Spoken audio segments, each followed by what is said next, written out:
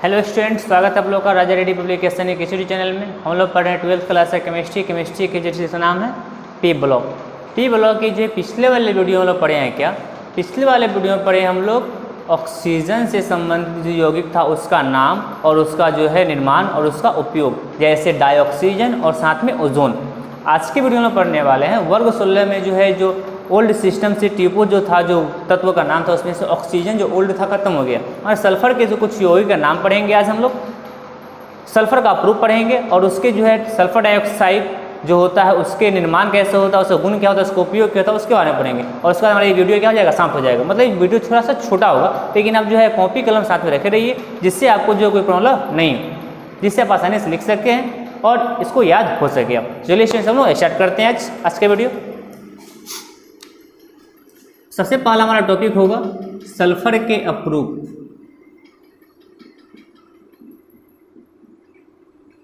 Sulphur के approve मतलब जो है अप्रूफ मतलब कहने का अर्थ होगा वही यौगिक वही होगा, लेकिन जो है पूरी तरह से एक दो लक्षण जो थोड़ा क्या भिन्नता पाया जाएगा, लेकिन वह यौगिक वही होगा।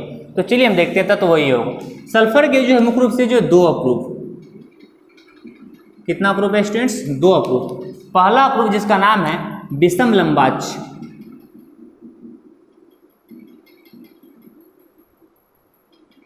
विषम लंबाक्ष। दूसरा जिसका नाम है एकंताक्ष,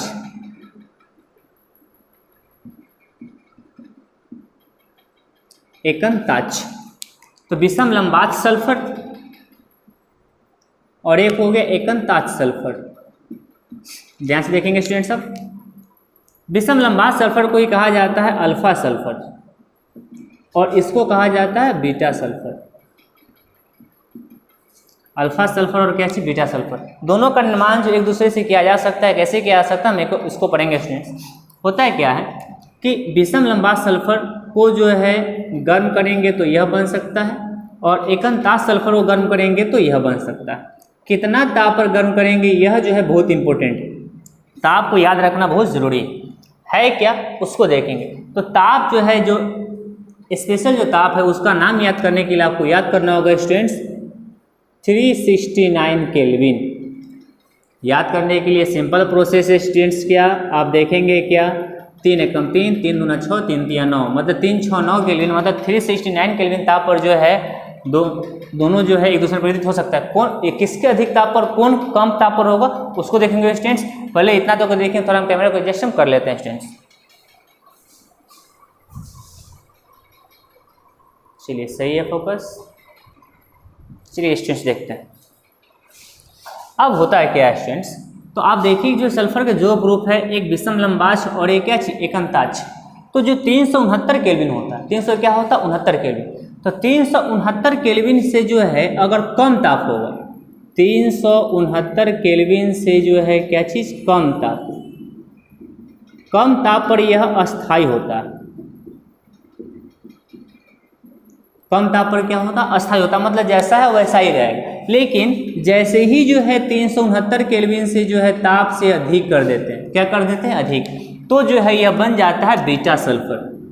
कौन सल्फर बन जाता है, बीटा सल्फर। कौन, ये अल्फा सल्फर जो बदल जाता है किसमें, बीटा सल्फर में परिवर्तित हो जाता है। याद रखिएगा, इससे अधिक करेंगे तो बीटा सल्फर बनेगा, इससे कम रहेगा तो हमेशा यह रहेगा क्या चीज, विषम लंबाक्ष सल्फर के रूप में ही रहेगा, मतलब अल्फा सल्फर के रूप में ही पाया जाएगा।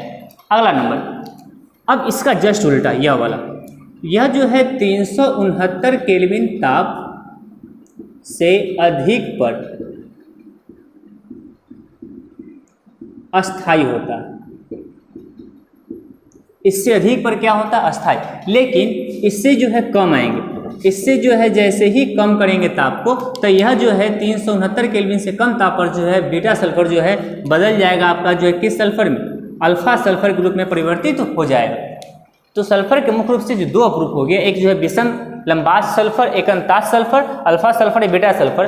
दोनों के लिए परिवर्तित होने का जो एक नियत ताप होगा, जो 369 केल्विन ताप होगा, उससे अधिक ताप करेंगे तो यह इसमें बदल जाएगा, और इससे कम करेंगे तो यह इसमें बदल जाएगा। लेकिन याद रखेंगे आप स्टूडेंट्स, 369 केल्विन से कम ताप पर यह अस्थाई होगा, नहीं बदलेगा। 369 से ज़्यादा करेंगे तो यह बदल जाएगा। 300 अधिक से यह रहेगा, लेकिन 369 से जो है कम करेंगे तो यह हो जाएगा। तो अब एक लिमिट ताप हो गया, आपको दिखाई दे रहा होगा, एक लिमिट ताप है 369 केल्विन। जिस पर जो है दोनों मुख्य रूप से अस्थायी हो सकता है। तो 369 केल्विन जो दोनों रूप में अस्थायी होता है इसको हम कहते हैं संक्रमण ताप। कौन ताप कहते हैं स्टूडेंट्स? संक्रमण ताप पर ही जो है दोनों जो है सल्फर का दोनों अपरूप जो है दूसरे पर अस्थायी रूप में पाया जाता है। तो स्टूडेंट्स यह था। अब देखते हैं क्या जनरली जो है जानते हो जो है सल्फर जो है S8 के रूप में पाया था। किस में पाया था? S8 के रूप में। लेकिन अब जो है पहले ऐसा ही था, लेकिन अब जैसे जैसे जो है दुनिया आगे बढ़ते गया तो सल्फर का जो है जो मुख्य रूप से अणु का रूप जो था वो 6 से लेकर 20 तक के रूप में पाया गया। S6, S7, S8 इस तरह से पाया गया, 20 तक का पाया गया। लेकिन हम यहाँ पढ़ेंगे जो S8 और S6 का संरचना, किसका? S8 और S6 का संरचना के बारे में पढ़ेंगे। तो चलिए स्टूडेंट्स देखते हैं हम लोग S8 और S6 का संरचना। तो पहले इतना का जो है स्क्रीनशॉट कर लेंगे स्टूडेंट्स सब। तो चलिए स्टूडेंट्स, तो S8 होगा आपके पास एक और एक S6 होगा।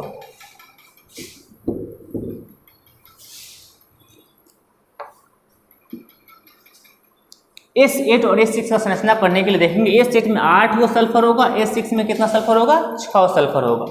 तो अब होगा क्या देखेंगे स्टूडेंट्स अब 1 2 3 4 5 मीन्स यहाँ पे एक सल्फर, एक यहाँ पे सल्फर, एक यहाँ पे सल्फर, एक यहाँ पे सल्फर, एक यहाँ पे सल्फर। बेहतरीन तरीका है याद करने का स्टूडेंट्स। आप ऐसे देखेंगे यह जो है क्राउन जो होता है, देखते होइएगा जो है ताज जो होता है उस टाइप का इसका शेप होता है, क्राउन शेप होता है। फिर एक नहीं स्टूडेंट्स देखेंगे 5 हो गया, तो 5 के बाद 1 फिर 6 फिर 7 फिर 8 और फिर यहाँ से यह क्या कर जाएगा? मिल जाएगा। तो एक सल्फर फिर यहाँ पे आ जाएगा, एक सल्फर यहाँ आ जाएगा और एक सल्फर यहाँ आ जाएगा। तो इस तरह से देख रहे हैं कि जो है आप यह क्राउन जो हो गया, जो क्राउन टाइप का जो होता है, जो ताज होता है उस ताज टाइप का हो गया इसका आकृति। और यह होता है S8, यह क्राउन शेप। कौन शेप हो गया? क्राउन शेप, मतलब ताज का जो है आकार होता है उस तरह का। तो यह हो गया S8 का जो है आकृति जब विषम लंबाश होता है तब। विषम लंबाश सल्फर होगा तब। अब स्टूडेंट्स हम देखेंगे S6 का संरचना। क्या संरचना? S6 का। S6 का संरचना जो है चेयर शेप होता है। कौन शेप होता है? Chair shape. चेयर शेप कैसे होता है उसको बनाते हैं स्टूडेंट्स। सब पहले आप इतना का जो स्क्रीनशॉट आप कर लीजिए, कैसे बनाते हैं बार बार इसको रिपीट कीजिए और बनाइए। तो स्टूडेंट्स हम पढ़ेंगे S6 का संरचना। S6 का संरचना कैसा होगा? चेयर शेप बतला था उधर पहले आपको। तो चेयर इस टाइप का होता है, एक चेयर ऐसा हो गया, एक पार्ट चेयर का, एक ऐसे थोड़ा सा क्रॉस होता है, एक ऐसे जाएंगे आप और एक ऐसे जो आदमी बैठता है उसी टाइप का बात कर रहे हैं। तो एक सल्फर यहाँ पर होगा, एक सल्फर यहाँ पर होगा, एक सल्फर यहाँ पर होगा, एक सल्फर यहाँ पर होगा। इसके बाद फिर 4 हो चुका है स्टूडेंट्स। हमारे पास जो है 2 और चाहिए। कितना और चाहिए? 2।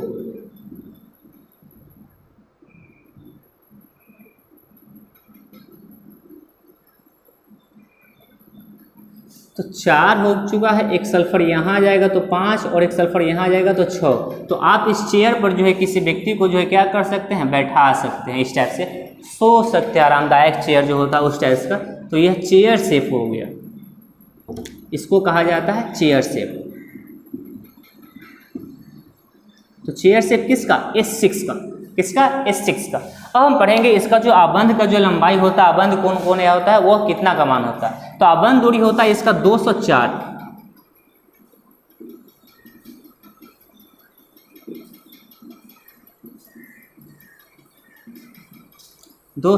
पिकोमीटर होता है। इस वाले का होता है 205।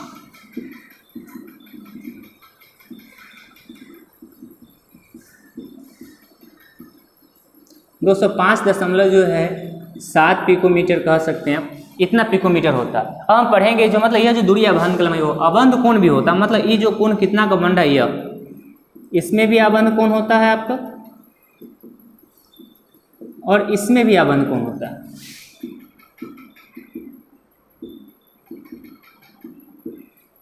इस वाले में अबंध कोण होता है आपका 102.2 डिग्री और इस वाले में 107 होता है। इस वाले में हो गया 107 डिग्री और इस वाले में हो गया आपका 2 डिग्री। यह अबंध कोण जो होगा आपका, और यह अबंध कोण अबंध लंबाई होगी। तो यह था आपका सल्फर का प्रूफ स्टूडेंट्स। अब इसके बारे में पढ़ने वाले हम जो है सल्फर डाइऑक्साइड का निर्माण कैसे होता है, उसका गुण और उसका उपयोग क्या होता है। आप इतना केस नोट कीजिए और नोट्स ऑन कीजिए, फिर हम आगे बढ़ते हैं। तो हम लोग पढ़ने वाले स्टूडेंट जो है सल्फर डाइऑक्साइड का क्या चीज निर्माण का मुख्य रूप से इसमें 3 विधि हम लोग पढ़ेंगे। फर्स्ट विधि में उपयोग करेंगे जो है सल्फर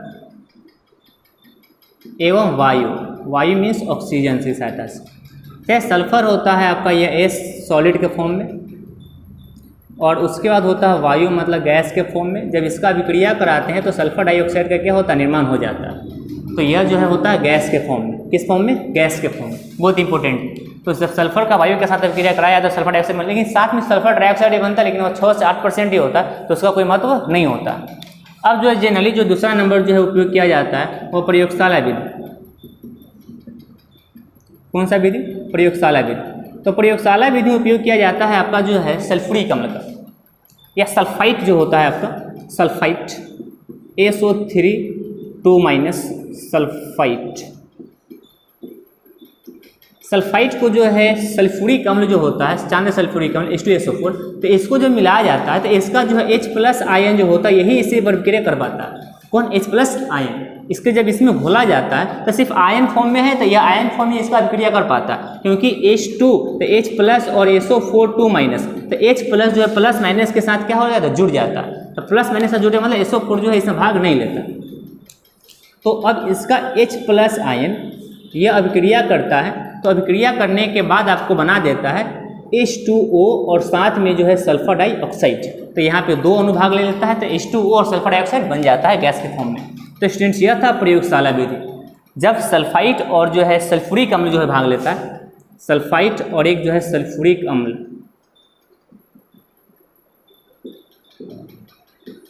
तो इसको अभिक्रिया कराते हैं तब जो है बन जाता है हमारा सल्फर डाइऑक्साइड। ये दूसरा विधि हो गया स्टूडेंट्स। तीसरा नंबर विधि जो है जो औद्योगिक विधि होता है, औद्योगिक स्तर पर, जहाँ पर जो है पैसा कमाने की बात आता है तो वो औद्योगिक स्तर हो जाता है। तो उसमें जो है किसी भी सल्फाइड जो है यौगिक होता है, किसी भी तरह का सल्फाइड यौगिक है, उस सल्फाइड यौगिक को जब गर्म कीजिएगा वायु की उपस्थिति में तो बन जाएगा आपको सल्फर डाइऑक्साइड। जनरली यही फॉर्म होता है। जैसे आपको मान लेते हैं कि FeS2 है, FeS2 है, इसको वायु की उपस्थिति में गर्म करेंगे अब, तो सल्फाइड गैस का वायु की उपस्थिति में जो गर्म करना जो है भर्जन कहलाता है, और इसको गर्म करेंगे तो आप काला बन जाएगा सल्फर डाइऑक्साइड। पहले जो बन जाएगा Fe2O3 जो बनना है आपको, और साथ में बन जाएगा सल्फर डाइऑक्साइड। तो इस तरह से जो है सल्फर डाइऑक्साइड बनाने का मुख्य रूप से कितना विधि हो गया, 3। एक हो गया सल्फर एवं वायु के साथ में, एक प्रयोगशाला विधि, और एक जो है औद्योगिक स्तर विधि। तीनों जो है नोट डाउन कीजिए स्टूडेंट्स, कॉपी में नोट डाउन कीजिए, बनाइए और इसको याद कीजिए। इसका पढ़ेंगे इसका हम गुण और साथ में इसका क्या चीज उपयोग।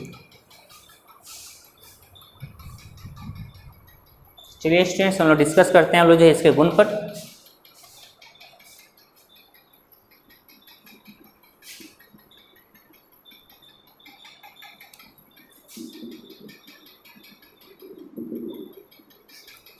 गुण पर डिस्कस करेंगे स्टूडेंट्स। गुण जो पहला होता है यह एक तीव्र गंध